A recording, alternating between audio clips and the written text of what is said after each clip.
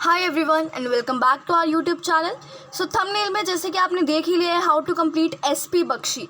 ठीक है, जैसे कि आप सब जानते हैं कि मैंने लास्ट वीडियो में आपको बताया था कि एमएनएस 2022 की प्रिपरेशन के लिए आपको कौन सी बुक्स जो है मैंडेटरी हैं जिन्हें आप पढ़ के एमएनएस ईजिली क्लियर कर सकते हो। सो जीके के लिए मैंने आपको लूसेंट बुक बताई थी एंड इंग्लिश के लिए एसपी बख्शी बताई थी। नाउ एसपी बख्शी में बहुत सारे कंटेंट्स हैं। एसपी बख्शी एमएनएस के लिए नहीं है, वो एनडीए के लिए है, यूपीएससी के लिए है, होटल मैनेजमेंट के लिए है, सीडीएस के लिए है। सो सारे एग्ज़ाम्स के लिए ही वो बुक बनाई गई है। तो एमएनएस के हिसाब से और बाकी एग्ज़ाम का सिलेबस जो है वो डिफरेंट होता है, पैटर्न अलग होता है। तो आपको अपने एग्ज़ाम के हिसाब से तैयारी करनी है। तो उसके लिए आज हम देखेंगे कि आपको एसपी बख्शी में क्या क्या पढ़ना है और कैसे पढ़ना है। एंड नेक्स्ट थिंग इज़, क्या एमएनएस के लिए पूरी एसपी बख्शी पढ़नी होगी? तो एसपी बख्शी एक बहुत मोटी बुक है, जैसे कि आप सब जानते हो। सब अपनी वीडियोस में बता तो देते हैं कि एसपी बख्शी और लूसेंट पढ़ लो, बट कैसे पढ़ें? क्योंकि इतनी वास्ट बुक है कि उसे देख के डर लगता है कि तो कैसे उसे कंप्लीट किया जाए। आज मैं आपको एसपी बख्शी का बताने जा रही हूँ। So let us start. So first is, ये टॉपिक्स आपको एसपी बख्शी में गिवन है जो आपको अच्छे से कंप्लीट करने हैं। इनमें से आपको एक भी चीज़ नहीं छोड़नी है। तो वो कैब, जैसे कि आप जानते हो कि इंग्लिश आपके वो कैब और ग्रामर पार्ट में डिवाइडेड है। ठीक है, 25 मार्क्स की वो कैब आती है मोस्टली। सो आपको फुल वोकैब पढ़नी है। एसपी बख्शी की वोकैब काफ़ी अच्छी है। आप अगर डेली के 20 वर्ड्स भी पढ़ोगे तो आप वोकैब ख़त्म कर लोगे। एंड वोकैबलरी आपकी स्ट्रॉन्ग होनी चाहिए, बिकॉज वहाँ पे आप तुक्के नहीं लगा पाओगे। अगर आपको वर्ड का मीनिंग पता है then only you can easily do it.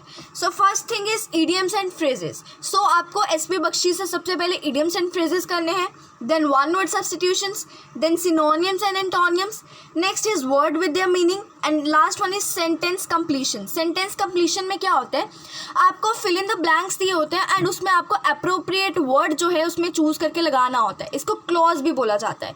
But SP Bakshi में जो कंटेंट्स दे रखे हैं मैंने वही हेडिंग डाली है ताकि आपको ईजिली वो मिल जाए टॉपिक्स। तो idioms, phrases, one word substitutions, ये तो आपको करने ही है। एग्जाम में 5 मार्क्स के आते हैं दोनों। नेक्स्ट इज सिनोनियम्स एंटोनियम्स, तो 5 मार्क्स के सिनोनियम्स आते हैं, 5 मार्क्स के एंटोनियम्स आते हैं। Next is words with the meaning.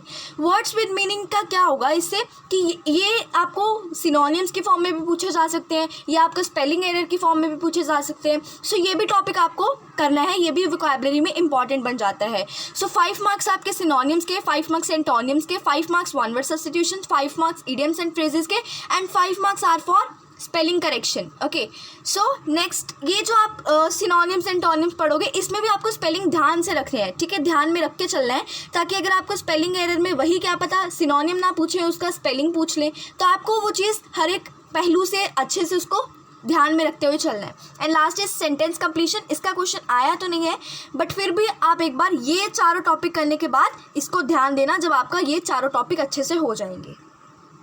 Next आते हैं ग्रामर पे। तो ग्रामर में जो आपको टॉपिक्स एसपी बख्शी से करने हैं, those are tenses, verb, modals, articles, prepositions, adverb, noun, pronoun and voice.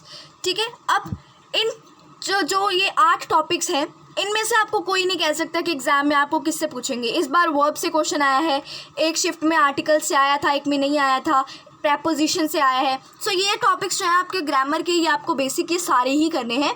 ठीक है, नाउन जो है थोड़ा सा सिंपल टॉपिक बन जाता है, इसको लास्ट में करना। बाकी tenses, modals, articles, verb, adverb, voice and prepositions, ये टॉपिक बहुत इंपॉर्टेंट है जो आप छोड़ के नहीं जा सकते। नेक्स्ट, अब आपके एग्ज़ाम में अगर आपने पेपर का पैटर्न एनालाइज किया हो लास्ट ईयर्स का, तो आपके एग्ज़ाम में स्पॉट दी एरर क्वेश्चंस बहुत कम पूछे जाते हैं। ठीक है, तो आपको मेनली फोकस करना है फिल इन द ब्लैंक्स पे। आपके जो ग्रामर के क्वेश्चंस थे वो फिल इन द ब्लैंक्स की फॉर्म में आए थे in spite of spot the error form. ठीक है, एक शिफ्ट में शायद स्पॉट दी एरर में आए थे, I am not confirmed, but mostly fill in the blanks की फॉर्म में आते हैं। तो आपको स्पॉट दी एरर पे कम फोकस करना है एंड एमसीक्यूज ही प्रैक्टिस करना है, यानी कि फिल इन द ब्लैंक्स के फॉर्म में उसी को आपने प्रैक्टिस करना है। Next is and try to improve your mistakes. जितने ज़्यादा एमसीक्यू सॉल्व करोगे उतने ज़्यादा आपके कॉन्सेप्ट्स जो है क्लियर होते जाएंगे। Practice makes a man perfect, so you have to practice more and more and give less focus on your spot the errors and focus more on fill in the blanks type questions. Next thing is practice jumble words and conjunctions too. आपको jumble words आपको पता ही है कि आपको sentences को rearrange करके लिखना होता है, ठीक है। तो वो तो इजी है, अगर आप प्रैक्टिस नहीं भी करोगे फिर भी आप कर पाओगे, बट अगर प्रैक्टिस की होगी तो आपका कॉन्फिडेंस उतना ही ज़्यादा बूस्टअप हो जाएगा। तो आपको ये जो चीज़ें हैं, ये एसपी बख्शी में दोनों टॉपिक नहीं है, ये आपको एडिशनल करने हैं। कंजक्शंस भी करना है एंड जंबल वर्ड यानी कि रीअरेंज द सेंटेंसेस भी करने हैं, ये एग्जाम में आया था।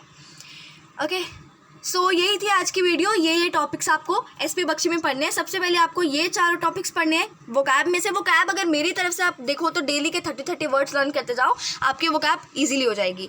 ग्रामर में ये वाले टॉपिक्स आपको पढ़ने हैं along with the conjunctions, and इसमें से आपको नाउन प्रनाउन को छोड़ के बाकी सब पे ज़्यादा फोकस करना है। नाउन प्रनाउन छोड़ नहीं देने, उनको भी पढ़ना है, बट ज़्यादा फोकस बाकी टॉपिक्स पे करना है। And fill in the blanks MCQs में आपको ज़्यादा प्रेफरेंस देनी है।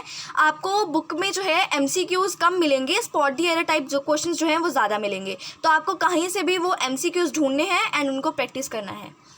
एंड लास्ट इज़ की रीअरेंज द सेंटेंसेस भी करने हैं।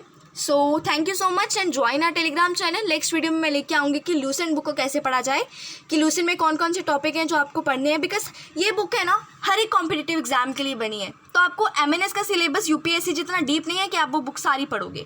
तो आपको स्मार्ट स्टडी करनी है। Hard work is also important, but smart work is more important in this era of competition.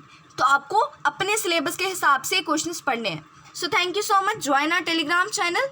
Okay, जय हिंद।